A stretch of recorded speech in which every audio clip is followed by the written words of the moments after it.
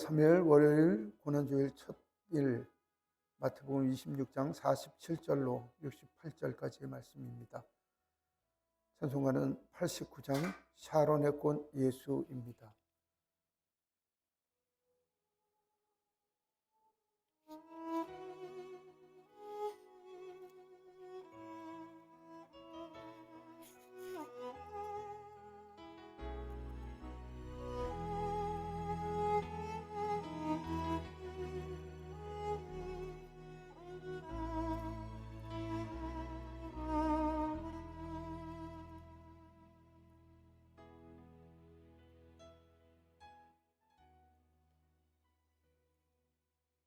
사도신경으로 신앙 고백하심으로 새벽 기도회 시작하겠습니다.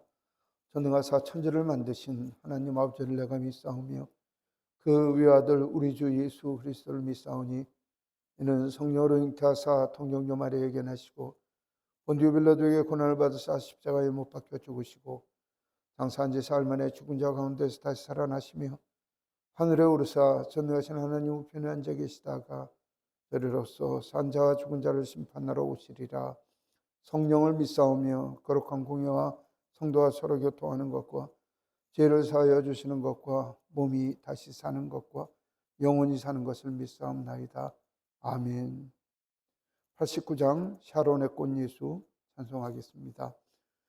샤론의 꽃 예수 나의 마음에 거룩하고 아름답게 피소서. 내 생명의 참 사랑의 향기로 간 데마다 풍겨나게 하소서.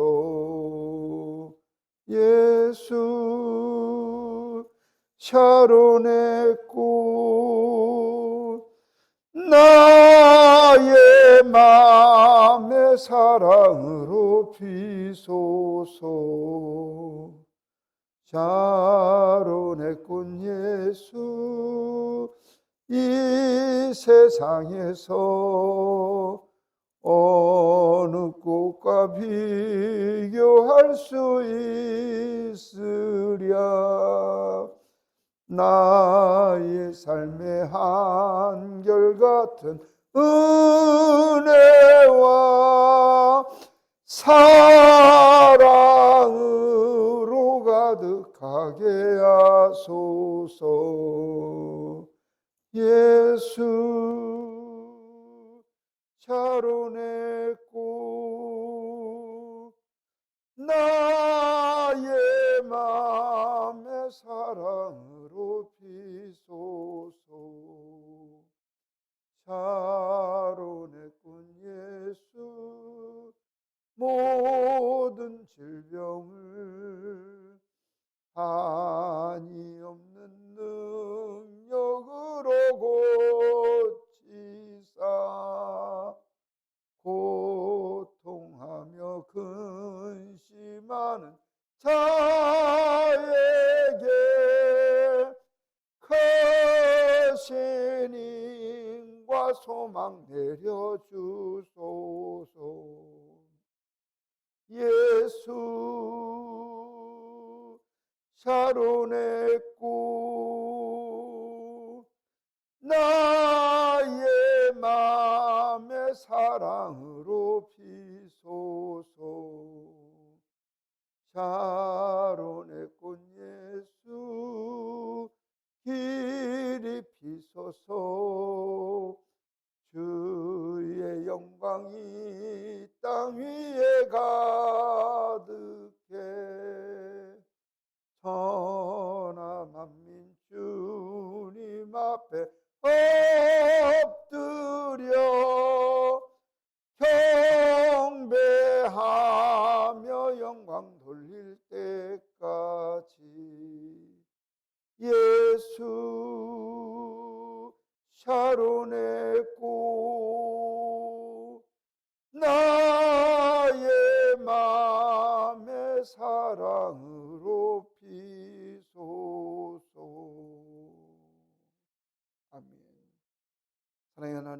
감사하고 고맙습니다. 저희들을 사랑하사 이 아침도 불러주시고 주님 전에 엎드리게 하시며, 특별히 이번 주간은 예수님 고난당하신 주간을 기억하며 우리를 위해 십자가 지신 그 사랑 그 은혜를 기억하는 한 주간으로 저희가 살아가게 하심을 감사합니다. 하늘로 분보자 버리시고 이 땅에 오셔서 저희 죄를 속량하시기 위하여 죽으신 그 사랑 그 은혜 기억하게 하시고, 저희로 주님의 행적을 따라 살아가는 주님의 참 제자의 삶을 살아갈 수 있도록 저희를 인도하여 주시기를 간절히 소망하고 원합니다. 하나님, 오늘은 70여 년 전 하나님 4.3 사건을 통하여 많은 제주도민들이 죽음을 당하는 그런 가슴 아픈 날이었습니다. 하나님, 지금 이념이 대결되고 서로들 다투고 싸우는 이 나라를 불쌍히 여겨주시고 그 아픔과 그 고통을 하루속히 쏟아낼 수 있도록 주님께서 도와주시며, 또한 남은 유가족들을 주님께서 위로하여 주시고 저희 민족의 상처를 주님께서 씻어주시옵소서. 주님의 말씀을 읽고자 합니다. 주님의 성령께서 저희를 함께 인도하여 주셔서 거룩하신 주님의 말씀을 알아가게 하시고 저희도 말씀 들은 대로 살아가는 제 삶이 될 수 있도록 인도하여 주시옵소서. 예수 그리스도 이름으로 기도드리옵나이다. 아멘. 마태복음 26장 47절로 68절의 말씀까지 읽겠습니다. 말씀하실 때 열둘 중의 하나인 유다가 왔는데 대제사장들과 백성들의 장로들에게서 파송된 큰 무리가 칼과 몽채를 가지고 그와 함께 하였더라. 예수를 파는 자가 그들에게 군호를 짜 이르되 내가 입 맞추는 자가 그이니 그를 잡으라 한지라. 예수께 나와 라삐여 안녕하시옵니까 하고 입을 맞추니 예수께서 이르시되 친구여 내가 무엇을 하려고 왔는지 행하라 하신대. 이에 그들이 나와 예수께 손을 대어 잡는지라. 예수와 함께 있던 자들 중에 하나가 손을 펴 칼을 빼어 대제사장의 종을 쳐 그 길을 떨어뜨리니 이에 예수께서 이르시되 내 칼을 도로 칼집에 꽂으라. 칼을 가지는 자는 다 칼로 망하느니라. 너는 내가 내 아버지께 구하여 지금 12군단도 더 되는 천사를 보내시게 할 수 없는 줄로 아느냐. 내가 만일 그렇게 하면 이런 일이 있으리라 한 성경이 어떻게 이루어지겠느냐 하시더라. 그때 예수께서 무리에게 말씀하시되 너희가 강도를 잡는 것 같이 칼과 몽치를 가지고 나를 잡으러 나왔느냐. 내가 날마다 성전에 앉아 가르쳤으되 너희는 나를 잡지 아니하였도다. 그러나 이렇게 된 것은 다 선지자의 글을 이루려 함이라 하시더라. 이 제자들이 다 예수를 버리고 도망하니라. 예수를 잡은 자들이 그를 끌고 대제사장 가야바에게로 가니 거기 서기관과 장로들이 모여 있더라. 베드로가 멀찍이 예수를 따라 대제사장의 집들까지 가서 그 결말을 보려고 안에 들어가 하인들과 함께 앉아 있더라. 대제사장들과 온 공회가 예수를 죽이려고 그를 칠 거짓 증거를 찾으며 거짓 증인이 많이 나왔으나 얻지 못하더니 두 사람이 나와 이르되 이 사람의 말이 내가 성전에 하나님의 성전을 사흘 동안 지을 수 있다 하더라 하니 대제사장이 일어나서 예수께 묻되 아무 대답도 없느니라. 이 사람들이 너를 치는 증거가 어떠하냐 하되 예수께서 침묵하시거늘 대제사장이 이르되 내가 너로 살아계신 하나님께 맹세하게 하노니 내가 하나님 아들 그리스도인지 우리에게 말하라. 예수께서 이르시되 내가 말하였느니라. 그러나 내가 너희에게 이르노니 이후 인자가 거짓 권능의 우편에 앉아 있는 것과 하늘 구름을 타고 오는 것을 너희가 보리라 하니 이르시니 이에 대제사장이 자기 옷을 찢으며 이르되 그가 신성모독 하는 말을 하였으니 어찌 더 증인을 요구하리요. 보라 우리가 지금 이 신성모독 하는 말을 들었도다.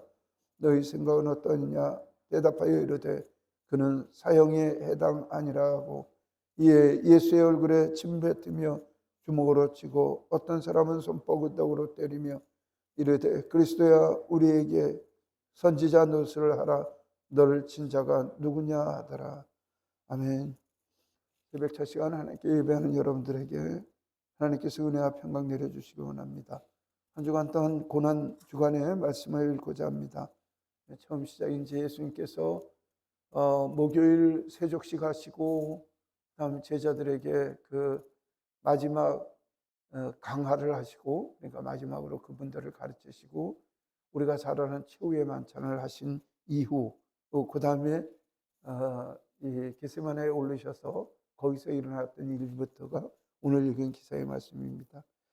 지금 예수님하고 이 유대 종교 지도자들하고 갈등된 부분 중에 여러 가지는 기본은 그거였죠. 예수님께서 천국을 가르치시고 거짓된 종교적 삶에 대해서 지적을 하시고 야단을 많이 치셨고, 그런 것들이 자기의 권위들에 도전하는 일이 하는 거에 대해서 그 사람들이 전전긍긍을 했는데, 핵심적인 건 뭐냐면 성전 정화라고 이야기를 해서 예수님께서 예루살렘 오르셔서 성전에서 그 성전 용품들, 예배 용품들을 파는 이들을 다 내쫓으셨죠. 그거에 대해서 이건 안 되겠다, 예수님을 공격해야 되겠다, 잡아서 체포해야 되겠다, 그런 생각이 있어서 많은 사람들을 보내서 때를 보내서 예수님을 올며 걸리게 하지만 예수님 그들을 꾸짖으시고 가르치시며 오히려 그들을 주님의 말씀으로, 하나님의 말씀으로 살도록 가르치신 일이 있었습니다. 이제 그게 직접적인 계기라면 그 전에 또 문제가 있는 것이 베다니에 있는 이 나사로라는 사람이 죽었는데, 죽은 지 나흘이 됐는데 예수님께서 살리시자 죽은 사람을 살리셨다는 소문이 온 유대와 예루살렘에 가득하자 이 대제사장들과 그 하족들은 이거 가만 놔두면 안 되겠다, 큰일 나겠다는 그런 생각을 가지고 있었습니다. 그 즈음 때 예수님을 체포하려고 하는데 체포가 마음대로 되나요? 예수님 백성적 지지를 받고 있는데 만약에 잘못했다가 한 백성들이, 이스라엘 사람들이 성경 내내나 아니면 이 중간기라고 해서 구약과 신약 사이를 보면 무진장 반란을 많이 일으켰던 사람들이거든요. 그래서 군중들이 뻑하면 그 사람들이 데모하고 지도자들한테 돌멩이 들고 나가고 했던 경력이 있었기 때문에 지도자들도 많이 백성들을 두려워하는 그런 사람들이었습니다.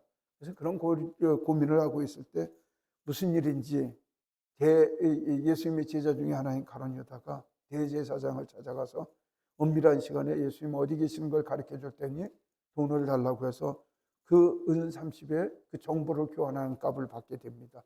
유월절 마지막 만찬 자리에서 예수님께서 그 이야기를 하고, 심지어 너 가룟 유다라고 이름은 얘기 안 하셨지만 거의 지목을 하셨음에도 예수님과 제자분들이 겟세마네로 갈 때 이 사람은 달려서 대제사장들에게 쫓아가서 지금 분명히 예수님께서 올라가시면 감람산 겟세마네에 계실 것을 알고 사람들을 몰고 오고 있고, 예수님은 지금 감람산에 가서 기도를 하고 계십니다.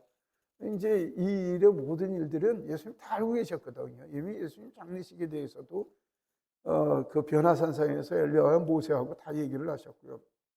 여러 차례 십자가 고난을 당하실 것을 이야기를 하셨고, 그래야 성경의 말씀을 이루신다고들 얘기를 하셨으니 많은 사람들은 뭐 예수님께서 불법 체포당하시고 불법 사형당하신 게 아시면서도 하셨다는 사실을 모르는 사람들이 있는데, 그건 아닌 것이 여러 차례 이미 다 알고 계셨고, 예수님께서 그들을 결별하시고 고난 안 당하시려고 숨으시려고 하면 얼마든지 수차례의 기회가 있었고 예루살렘 안 올라오셨으면 됐었고, 그 다음에 그 전이라도 진지 드시고 나가셨으면 좋겠고, 그 다음에 지금도 뻔히 가룟 유다가 밀고 할 걸 아시고 했다면 겟세마네 오르시지 않고 그 길로 갈릴리로 가시거나 다른 데 가셨다면 그들의 행정망이나 정보망이 있어서 체포할 수 있는 것도 아니고, 예수님께서는 능히 그 모든 일들이 시시각각 다가오는 그 모든 것들을 다 당하시려고 하고 있었는데, 47절 48절 보면 이제 유다가 데리고 와서 칼하고 몽치하고 갖고 와서 그들이 이제 저거를 짰다는 거죠. 군호를 짰다. 이 소리는 뭐냐면 48절에 군호를 짰다는 것은 이제 약속을 했다는 거죠. 어둠컴컴한 가운데서 누가 누군지 모르고 그 사람들이 예수님을 안다고 하죠. 멀리서 봤기 때문에 어느 분이 예수님인지도 모르고 하니까 이 가룟 유다가 가서 입을 맞추는 자가 인사드리는 분이 그분이 예수님이라고 이야기를 해서 예수님한테 가서 이제 그 인사를 드리자 그 사람들이 쫓아와서 예수님을 잡았다고 그렇게 이야기를 합니다.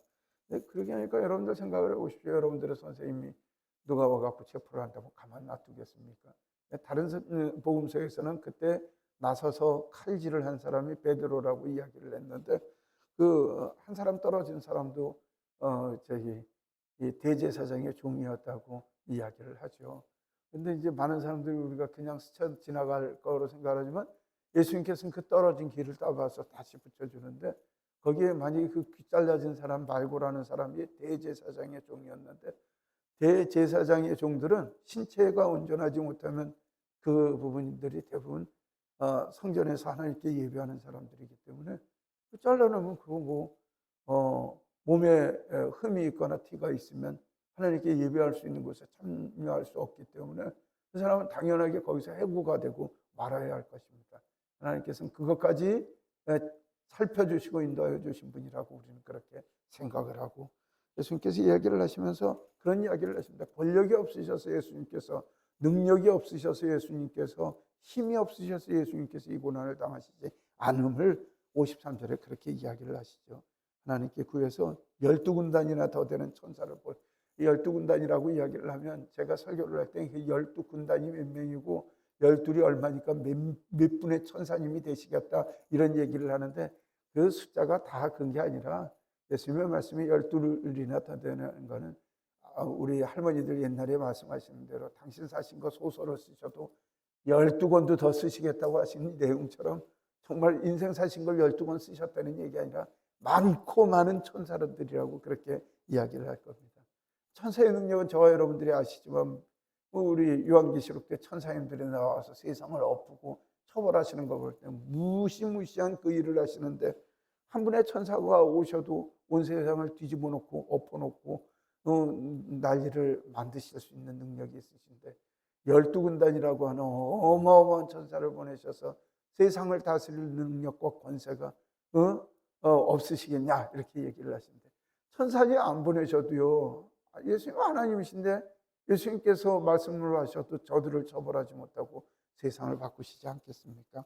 결국은 54절의 말씀대로 예수님께서 이렇게 하는 것은 성경의 말씀을 이루시기 위하여 하셨다고 이야기를 하시면서 그들을 꾸짖으면서 뭐라고 얘기를 하시냐면 날마다 성전에 올라오셔서 가르치실 때 너희들이 예수님을 체포하지 못하고 이렇게 한밤중에 예수님을 불법적으로 체포하러 온 것은 다 선지서에 또한 모세오경의 시경에 쓰여있던 그 말씀들을 이루시기 위하여 너희들이 이렇게 하는 거고 예수님은 그 일에 응하신다고 이야기를 함으로 말미암아 예수님께서도 성경의 말씀에 순종하고 있음을 우리에게 가르쳐 주시는 말씀을 기록을 하고 있습니다.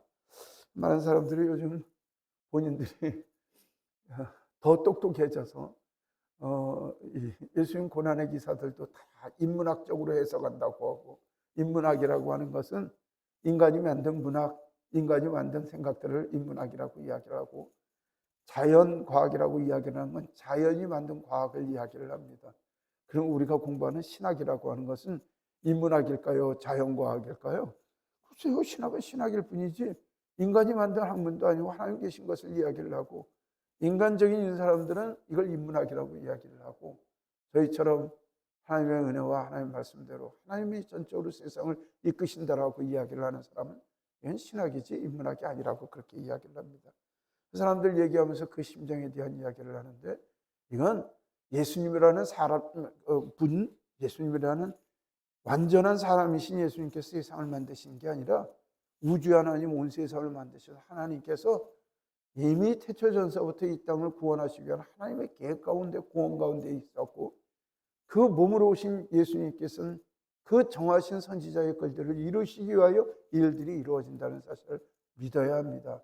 믿지 못하겠거든요. 믿음이 없으니 자꾸만 자신이 이해를 하려고 인간적인 해석을 하려고 자꾸만 고고학적인 해석을 하고 그 다음에 인문학적인 해석을 해서 토리노에 수위가 있었는데 예수님 돌아가셨을 때 쌌었다는 이야기 성경적 외적인 이야기에 관심이 있고 이야기를 합니다. 믿지 않는 사람들은 또 이런 이야기도 합니다. 예수님이 오셔서 구원을 받는 우리들은 구원을 받았다. 그러면 이순신 장군은 나라를 위하여 헌신한 사람인데 구원을 받았느냐 못 받았느냐. 그 사람이 이순신 구원 받은 거에 대해서 관심이 있는 게 아니라 그 사람들의 관심은 예수님 부활하시고 우리가 예수님 믿음으로 말미암아 죄 용서하셨다는 사실을 믿고 싶지 않다는 이야기로 이순신 장군님이 나오신 것이 그분들이 이순신 장군님을 숭상하거나 또한 먼저 선행을 살던 사람들의 생명을 가엾이 여겨서 얘기하는 것이 아니라는 것입니다.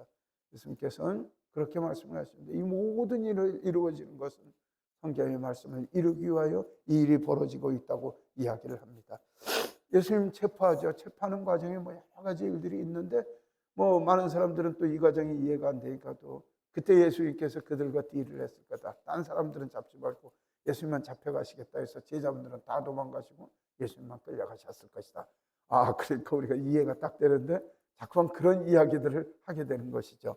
그런 합리적인 이해를 통해서 우리를 이해를 돕는 건 굉장히 좋습니다. 그러나 우리가 생각을 할 거는 성경의 근거를 통한 그런 합리적인 추측이 있어야 할 것입니다. 그래서 이제 예수님 그 가야바 대제사장 그 집으로 끌려가시는데 거기서 서기관이라는 사람들이 나오는데 서기관이라는 건 글 쓰는 사람들이기도 하지만 또한 관직에 있는 사람이기도 하지만 유대 공무원이기도 하지만 그 사람들이 여기 서기관이라고 이야기를 하는 것은 아마 또한 백성의 장로라고 이야기를 하는 것은 정식적인 공공적인 예수님을 재판할 수 있는 기구 조성을 했다고 그렇게 봐야 할 것입니다. 그래서 장로라고 표현하는 것도 아마 산헤드린, 우리로 얘기하면 국회의원들이 모여 있는데 우리는 상권 분립이 되어 있어서 대법원, 입법부, 그다음에 사법부, 그다음에 입법부, 행정부가 나눠져 있지만 유대는 로마의 권력을 갖고 그다음에 지배를 하고 있고 그다음에 유대에서 산헤드린 공회라는 국회에 의해서 71명의 국회의원들이 재판도 하고 입법도 하고 했기 때문에 여기서 얘기를 하는 대제사장, 서기관, 장로들은 그 71명의 산헤드린 공의 사람들이 이야기합니다. 이 사람들이 법을 만들고 판정을 하면 사형 판결도 할 수 있고 다 아는 사람인데 그 사람들이 예수님을 판정을 하려고 모여 있었다고 이야기를 하고 이제는 불법적인 재판이 시작이 되는 이야기를 합니다.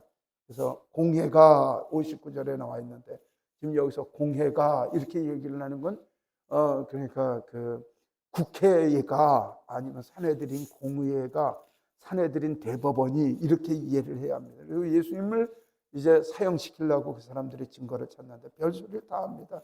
그 중에 내용이 뭐냐면 예수님께서 성전 허락을 사흘 만에 지으실 수 있다라고 이야기를 하는데 이건 뭐냐면 하나님의 성전을 우습게 봤다는 거죠. 이 또한 하나님 앞에 죄 지었다고 그렇게 이야기를 하고 이걸 가지고 조금 양이 부족하니까 또 얘기해봐 이런 상황이 되는 거죠. 예수님께서 사형 당할 만한 이야기를 얘기를 하고 증인들이 뭐 얘기를 했겠죠. 여러분들 중에 이분이 이야기한 것 중에 위법하고 불법한 거 있으면 얘기를 하라고 이야기를 하니까 뭐 이런 얘기 저런 얘기 다 하는데 그러면 이제 이런 이야기를 합니다. 그 63절에 대제사장이 그런 이야기를 합니다. 그러니까 예수님 보고 하나님의 아들이시냐고 물어봅니다. 예수님께서 그 당당하게 얘기를 하시죠. 64절에 우리 64절을 같이 한번 읽도록 하겠습니다. 예수님께서 이르시되 내가 말하였느니라. 그러나 내가 너에게 이르노니 이후에 인자가 권능의 우편에 앉아 있는 것과 하늘 구름을 타고 오는 것을 너희가 보리라 하시니 난리가 난 거죠. 하나님 우편에 앉아 계시고 그 다음에 권능으로 구름 타고 이 세상을 다스리러 오실 것을 너희가 볼 거라고 하니까 하나님의 아들이라고 이야기를 하죠. 이 사람들이 난리를 치면서 뭐 더 이상 얘기할 필요 있겠냐고 이야기를 하고 이제 예수님께서 그러니까 하나님을 그 폄하했다. 그래서 신성을 모독했다라는 죄명에 씌어서 이제 예수님은 이제 사형죄를 판정을 받게 된 것입니다. 그래서 이들이 이제 예수님을 뺨을 치고 또 그 65절에 보면 이 사람들이 자기 옷을 찢고 이런 것들은 억울하고 화가 나고 분이 냈을 때 이 사람들이 의당 나타내는 폼들이 그겁니다. 그렇게 이야기를 하면서 예수님을 사형에 처한다고 이야기를 하고 뭐 우리 문구에는 편안하게 어떻게 생각하느냐 그러니까 그 사람들이 이게 사형에 해당하느니라 이렇게 얘기를 한 66절의 말씀은 이건 단순한 언어가 아니라 사형으로 선고합니다. 그리고 배석원들에게 여러분들 의의 없습니까? 사형입니다. 이렇게 해서 사형 선고가 난 게 66절의 말씀입니다. 사형 선고가 나자 이제 67절부터 죄인에 대한 처우가 시작이 되는 거죠. 예수님 얼굴에 침 뱉고 주먹으로 치고 어떤 사람 손바닥으로 때리고 심지어 뭐라고 얘기를 하냐면 예수님이 구세주시니까 이들이 희롱하면서 뭐 구세주야 이렇게 부르는 거죠. 그리고 우리에게 선지자 노릇을 해라. 알아맞혀봐라. 우리가 누가 너를 빼앗겼냐고 이야기를 하며 예수님을 조롱하기 시작을 합니다. 성도 여러분, 우리가 일주일 동안 예수님 고난 당하신 기사들을 구분해서 우리가 읽고자 합니다.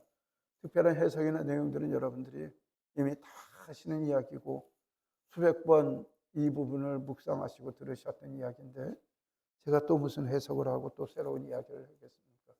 예수님 우리를 위하여 십자가 지실 때 그 고난 고초 당하셨어요. 모든 것을 포기하시고 그 창피, 그 능력, 그 수욕 다 당하시는 그 모습 가운데 우주의 하나님께서 얼마나 우리를 사랑하셨으면 당신의 체면 같은 거 생각하시지 않고 당신이 만든 피조물에 의해서 그렇게 뺨 맞으시고 침 뱉으시고 그 모욕 수욕 다 당했나 우리가 한번 우리 스스로를 생각해 보시길 바랍니다. 또한 많은 이들은 예수님 믿어서 잘 먹고 잘 살고 아파트 평수 늘리고 차 바꾸고 애들 좋은 대학 가고 그다음에 자녀들 시집장 가서 손주 손녀들 잘 낳고 나 잘 살다가 고통 없이 어느 날 눈 감고 죽는 그거를 소망하며 예수 믿는 사람들이 있다고 이야기를 하는데 너무 우습지 않습니까? 우주의 하나님께서 고작 피조물들에게 뺨 맞고 매 맞으면서 우리를 위하여 구원해 주신 것이 고작 우리가 잘 먹고 잘 살고 짜장면 시킬 때 맛 좋은 짜장면 시킬 수 있도록 도와주시기 위하여 돌아가셨다는 것은 예수님의 죽음을 너무 우리가 나라 깔아내는 것은 아닌가요? 저 여러분들의 구원과 바람과 하나님 앞에 살아가는 모습이 하나님 원하시는 뜻을 살아가는지 우리 고난주간 또한 고민하는 저 여러분들이 되었으면 좋겠습니다. 4.3 사건이 있었던 날입니다. 옛날에는 입 밖에 내기도 쉽지 않은 일인데 국가가 그분들에 대해서 잘못을 시인을 했지만 지금도 그것을 잘못이라고 이야기를 하지 않고 공산당들이 일어난 폭동이라고 이야기를 하는 사람들이 나타나기 시작을 합니다. 어느 건지 진실은 저희가 많은 사람들이 진실을 밝혔기 때문에 이 공권력에 의한 학살이라고 하는 것에 많은 사람들 학자들이 무게를 두고 있는 상황입니다.